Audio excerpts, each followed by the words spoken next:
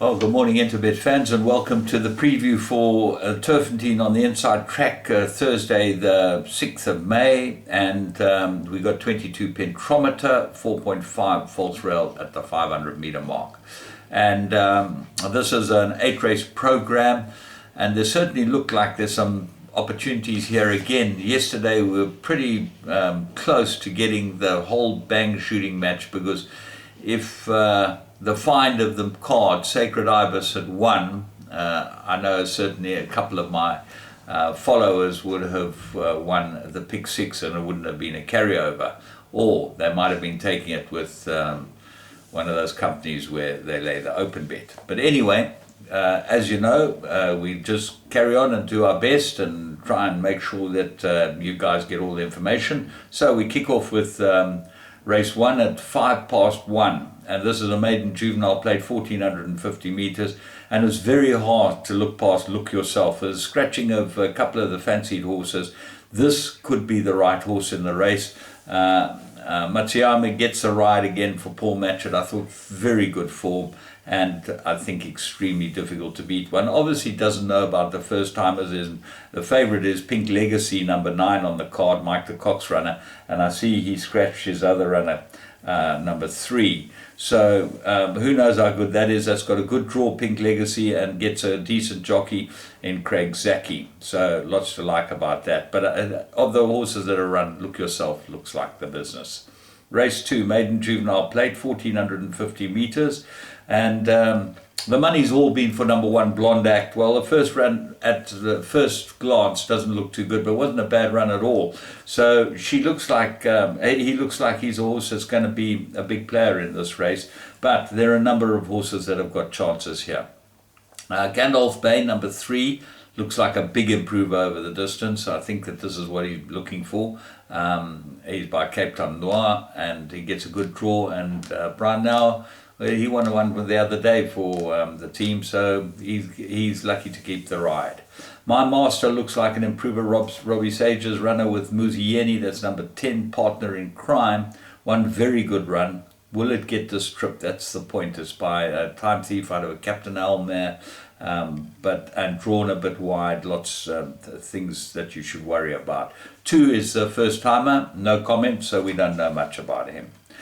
Race 3, maiden plate, and they go 1600 meters. It looks an absolute sitting 2-horse races. Castle Corner, who's second run after arrest, and that's why I'm going against him, drawn 1. And number 2, Flying Bull, who's come back from a gelding, but might be cherry ripe for this with Gavin Larena. And interesting that Warren's not riding the horse. I would have thought that Warren would have been riding it. He's ridden it the last couple, and his ride is scratched, Warren. So Gavin gets a ride on this one. Of the rest, Curfew, third run after rest, looks like an improver. And On the Warpath, didn't run a bad race last time, gets a claimer and a good draw, number 11. Fourth race, first leg of the first jackpot, maiden plate, fillies and mares, and I would think that this is a 3-horse race. Archer's Girl, fantastic first run, backed. See, DeMello's coming from Durban to ride it. Very interesting. You get a guy coming up to ride 1 horse. He's got another ride for Clinton Binder later on in the day. But Keegan DeMello, Archer's Girl, drawn 3, lots to like about it. And certainly he rides for Kaya Stables, and that's probably where the connection comes. But I think she's got ability, this filly. Kissing Booth. Last time I posted a picture of what I thought was an overconfident ride by Lyle, and there were lots of comments on it. It was very interesting to see what everyone else had to say. It was only my observation, and she's got beautiful long action, this filly, and probably run very well here. Cast the Dice needed his last run. The blinkers are off it, okay, make a note of that. And I think Cast the Dice got a bit more ability than her form shows, so she's a player here as well. Race 5, merit rated handicap 88, they go 1450, and this is the most difficult race on the card. There are so many horses in here with a chance. Royal Wolf got an 8-point penalty for winning number 2.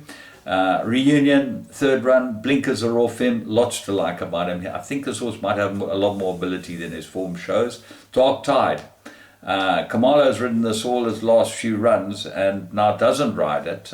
He rides Royal Wolf. Raymond Danielson gets a ride, drawn 1. Danielson's a very good rider, but as I've said to him, so it's not like I'm just saying it to you, he just seems to get himself into a sort of a really lackadaisical way about him. If he'd get down and really try and concentrate his best like he does on the golf course, he'd probably be able to get dog tied home. What are the rest of them? Foreign Field looking for improvement from this one. Enrique needed his last start, drawn 11, that's not in his favour, but gets Warren. And the find of the race has got to be Double Martini, number 14. Got the bottom weight, 53 kilos, number 10 on the card, 14 to 1, drawn 3, needed its last run after a break. And I think that this Double Martini is a definite runner in a race like this. Race 6. Divided fillies and mares that go 14.50 with the scratching away of the world. Well, I made it a 2-cornered contest. Golden Spoon, Mike the Cox runner, number 11. Well drawn, low weight, Muzi, lots to like about it. And Strada Stradali. I really like this filly. I think there's perfect race for her. Course and distance 141, gets a top rider in Warren Kennedy, and this could be exactly what she's been set up for. So what are the rest of them? Sheer Talent, I've been watching her. She runs on, and she gets Samanga, who's her favourite rider again. So she's got to be a runner here. Paul Match's runner, but interesting that Muzi's taken the ride on Golden Spoon. I would have thought that he would be riding Sheer Talent. Maybe they're changing the jockey and trying that. And then a couple of the horses at Freedom Seeker. Will she stay? Moments like this, only had a couple of starts, might be a big improver. Race 7, Classified, 14.50, 4-cornered contest. My top choice in Tonte. Candace Dawson, Warren Kennedy, 1 from 3 course and distance, ran on last, lots to like about it. I think it'll go very well here. So what are the dangers? Seaway, number 1, top weight, drawn 2. Diego and Stuart Pettigrew get back together on this filly, and she could go very well here. Well, Robin Archie, got to have some sort of chance. And then Putin's Promise is a stable companion, might be the better of the two with Gavin Larena aboard. It got very good form. Undoutra, I think looking for a bit further than this, but certainly has shown some form, 1 from 2 course on the course, so she likes the course as well. Those are the horses you got to look at, and you see that DeMello's riding You Deserve It for Clinton Binder as well. Make a note of that. Race 8. This is a divided fillies and mares, 1450. My top choice is Afternoon Tea. Come tumbling down in the merit rating. I've been watching this filly for a long time. They've got trying a new rider on her, Ryan Munger. Got a good draw. There's lots to like about this filly. Pacifiers are on her. I think she'll go very, very well, and she's 12 to 1.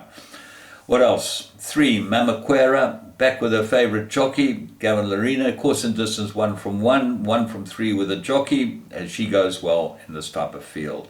So they say, got outstanding form with Paul Peter. Southern Song drawn in the bush, that's not going to help her, but Kamalo's a top rider. And then Future Lady, go back round for last, maybe for the back end, got a chance with Anatura. They could both be in the play.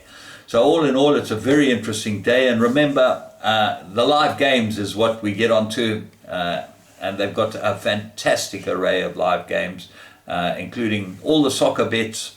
Go on to Interbet, and you'll get the best of everything that you want, including the best prices, and your money goes straight on the tote. No restrictions, you get paid out the full payout. From me, James Goodman, and the Interbet crew, have a good day's racing at Turffontein.